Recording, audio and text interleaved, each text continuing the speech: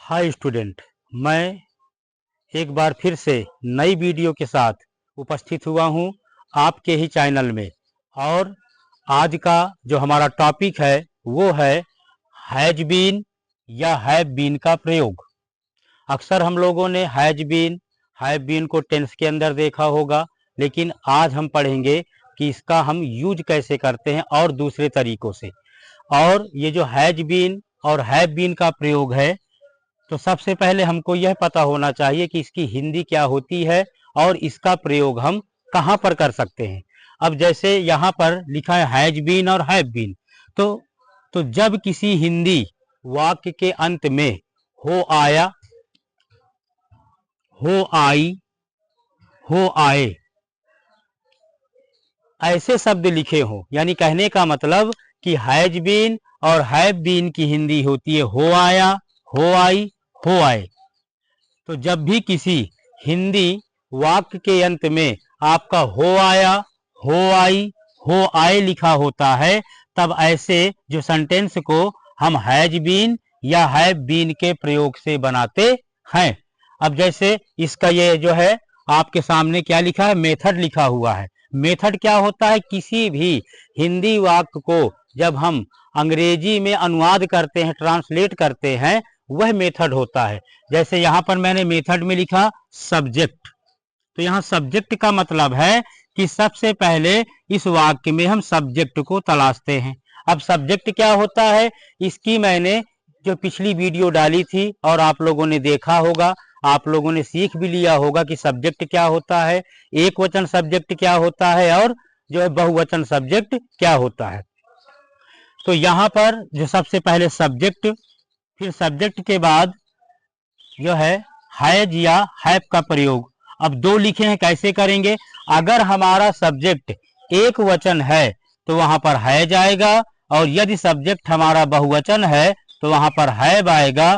फिर उसके साथ हम बीन का प्रयोग करेंगे, फिर टू को लिखते हैं और टू के बाद सेंटेंस में जो आपका नाउन है उसको लिखते हैं। आइए समझते हैं कि कैसे हम मैं कानपुर हो आया, ये मैंने हिंदी में एक सेंटेंस लिखा, एक वाक्य लिखा, मैं कानपुर हो आया। तो इस वाक्य का हम अंग्रेजी में अनुवाद कैसे करेंगे, अर्थात इस हिंदी सेंटेंस को हम कैसे अंग्रेजी में ट्रांसलेट करते हैं। अब देखते हैं, इस सेंटेंस के बाद में लिखा है हो आया। क्या लिखा है? हो आया। ये इसकी पहचान है। जब भी किसी हिंदी वाक्य के अंत में हो आया, हो आई, हो आए, इनमें से कोई भी एक लिखा हो, तब वहां पर हम हैज बीन या हैव बीन का प्रयोग करते हैं। अब जैसे यहाँ पर मैं कानपुर हो आया, तो इसमें सबसे पहले हम इसका सब्जेक्ट देखेंगे। तो सब्जेक्ट कौन है? मैं। तो मैं की अंग्रेजी क्या होती है? आई होती है। हमने यहाँ पर आई लिख दिया। आई हमारा जो बहुवचन सब्जेक्ट होता है, ये हमारा जो है क्या होता है? बहुवचन होता है। तो इसलिए यहां पर हमने जो काहे का प्रयोग किया? हैव का। एक वचन के साथ हैज आएगा, बहुवचन के साथ हैव आता है, तो आई हैव। ठीक, हैव लिख दिया। अब हैव के बाद क्या लिखा है? यहाँ पर बीन लिखा है, तो हमने बीन लिख दिया। अब बीन लिख देने के बाद फिर क्या लिखा है? टू, तो ये टू हो गया। अब यहां पर देखो, समझिएगा, आई माने मैं, हैव बीन माने हो आया, हैव बीन माने हो आया। अब क्या बचा यहाँ पर? टू के बाद नाउन, तो नाउन कौन है? कानपुर। जितने भी नाम होते हैं, नाम का मतलब नेम, वो चाहे किसी व्यक्ति का नाम हो या किसी वस्तु का नाम हो या किसी भी जगह का नाम हो, वो सब नाउन होते हैं। तो जैसे यहाँ पर लिखा है कानपुर, तो कानपुर आपका क्या है? नाउन है। तो मैं की अंग्रेजी हमने आई बना दिया, हो आया की अंग्रेजी हमने हैव बीन बना दिया, और नाउन कौन है? कानपुर। तो टू के बाद हमने यहाँ पर कानपुर की अंग्रेजी, कानपुर यानी इसकी जो स्पेलिंग है वो हमने यहाँ पर लिख दिया। तो मैं कानपुर हो आया की जो अंग्रेजी बनी वो बनी I have been to Kanpur. अब जैसे हम दूसरा सेंटेंस समझते हैं। मैंने दूसरा सेंटेंस यहाँ पर लिखा, सीता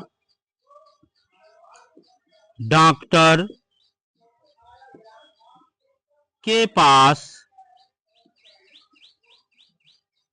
हो आई। सीता डॉक्टर के पास हो आई।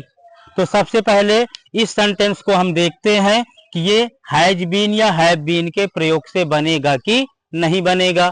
तो हैज बीन, हैव बीन की हिंदी होती है हो आया, हो आई, हो आए। तो यहाँ पर हमने जब सेंटेंस के लास्ट में देखा तो हमको लिखा मिला हो आई।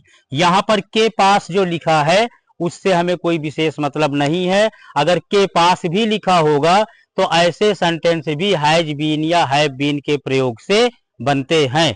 सीता डॉक्टर के पास हो आई। तो यहाँ पर क्या है कि सबसे पहले हमने सब्जेक्ट को देखा। यहाँ मेथड में पहले सब्जेक्ट लिखा है, तो सब्जेक्ट इसमें कौन है? सीता। तो हमने सीता लिख दिया। अब सीता हमारा क्या है? नाम है, किसी का नेम है। अब यहाँ पर हमको ये देखना है कि ये एक वचन है कि बहुवचन। तो सीता एक वचन है, क्योंकि जितने भी नाम होते हैं सब एक वचन में होते हैं। तो इसके साथ क्या आएगा? हैज। क्या आएगा? Has been. क्योंकि एक वचन सब्जेक्ट के साथ यानी सिंगुलर सब्जेक्ट के साथ हैज का प्रयोग किया जाता है। हैज लिखा, हैव का प्रयोग नहीं हुआ, छोड़ दिया। फिर हम बीन में आ गए। बीन के बाद यहाँ पर टू लिखा है। क्या लिखा है? टू। अब लिखा है नाउन। तो नाउन का मतलब हमें जो यहाँ पर यह देखना है कि यहाँ जो सब्जेक्ट है वह किसके पास हो आया। जिसके पास भी हो आया हो वही आपका नाउन हो जाएगा। जैसे लिखा है सीता डॉक्टर के पास हो आई। तो यहाँ पर हमको यह देखना है कि सीता किसके पास हो आई। तो सीता किसके पास हो आई? डॉक्टर के पास। तो नाउन का मतलब यहाँ पर कौन होगा? डॉक्टर हो जाएगा। जैसे लिखा है मैं कानपुर हो आया। मैं कानपुर हो आया। तो यहाँ पर मैं किसके पास हो आया, यानी यहाँ पर देखना है कि मैं कहाँ हो आया।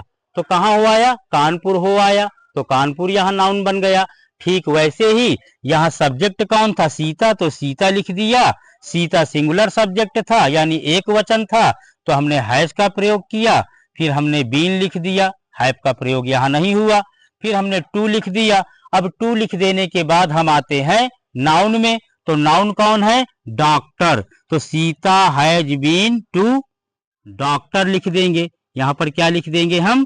डॉक्टर। और डॉक्टर हमारा यहाँ पर क्या हो गया? नाउन हो गया। अब हम देखते हैं यहाँ पर तीसरा सेंटेंस। अब जैसे आपका तीसरा सेंटेंस यहाँ पर हो जाए, हम स्कूल हो आए। हम स्कूल हो आए। तो हम फिर से इसको देखते हैं कि यहाँ पर यह सेंटेंस हमारा हैज बीन या हैव बीन के प्रयोग से बनेगा कि नहीं बनेगा। क्योंकि हैज बीन और हैव बीन की हिंदी होती है हो आया, हो आई, हो आए। तो यहाँ पर क्या लिखा है? हो आए। ये हमें लिखा हुआ मिला जो है वाक्य के अंत में। इसका मतलब यह सेंटेंस भी हमारा हैज बीन या हैव बीन के ही प्रयोग से बनेगा। चलो आते हैं, इसको भी हम अंग्रेजी में ट्रांसलेट करते हैं। तो यहाँ पर क्या लिखा है? सब्जेक्ट। तो सब्जेक्ट इसमें कौन है? हम।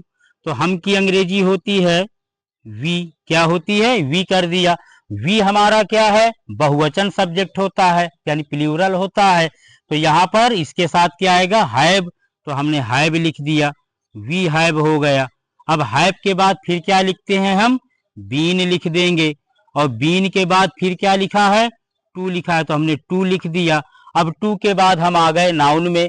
तो हमें देखना है कि हम कहाँ हो आए। कहाँ हो आए? स्कूल। तो हमने सीधा यहाँ पर स्कूल SCHOOL स्कूल लिख दिया। इस तरह से हम स्कूल हो आए कि जो अंग्रेजी बनी वो बनी we have been to school. एक बार फिर समझते हैं। मैं कानपुर हो आया। I have been to Kanpur.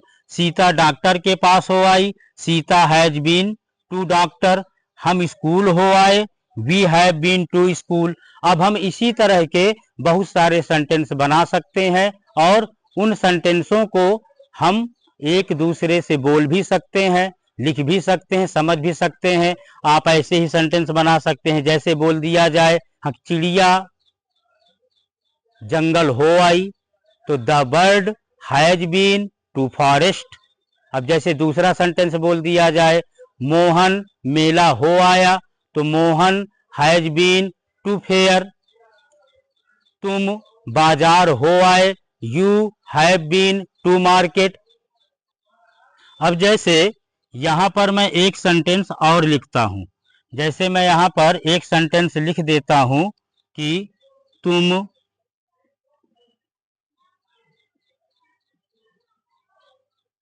Dehradun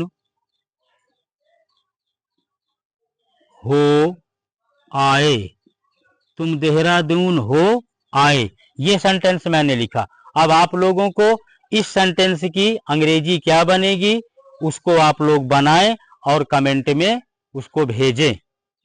इस तरह से आज हमने पढ़ा हैज बीन और हैव बीन का प्रयोग, ठीक जिसकी हिंदी होती है हो आया, हो आई, हो आए।